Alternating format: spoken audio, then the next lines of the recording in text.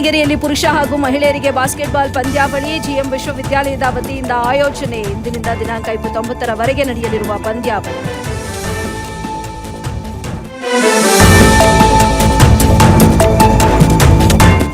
ಚನ್ನಗಿರಿ ನೆಲ್ಲಿಹಂಕಲು ಗ್ರಾಮಸೌಧ ನೂತನ ಕಟ್ಟಡ ಉದ್ಘಾಟನೆ. ಜನಸಮಸ್ಯೆ ಪರಿಹಾರಕ್ಕೆ ಗ್ರಾಮಸೌಧಗಳು ಕೇಂದ್ರವಾಗಲಿ. ವಿಧಾನ ಪರಿಷತ್ ಸದಸ್ಯ ಡಿಎಸ್ ಅರುಣ್ ಕುಮಾರ್ ಹೇಳಿಕೆ.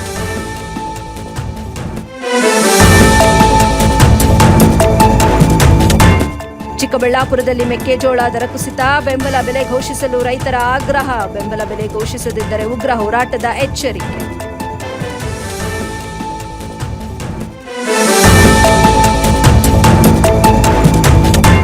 ಮೆಕ್ಕೆಜೋಳ ಮತ್ತು ಭತ್ತಕ್ಕೆ ಬೆಂಬಲ ಬೆಲೆ ಘೋಷಣೆ ಮಾಡಿ ತಕ್ಷಣ ಖರೀದಿ ಕೇಂದ್ರ ತೆರೆಯುವಂತೆ ಆಗ್ರಹಿಸಿ ಪ್ರತಿಭಟನೆ. ಚನ್ನಗಿರಿಯಲ್ಲಿ ಕಾಂಗ್ರೆಸ್ ಸರ್ಕಾರದ ವಿರುದ್ಧ ಬೃಹತ್ ಪ್ರೊಟೆಸ್ಟ್.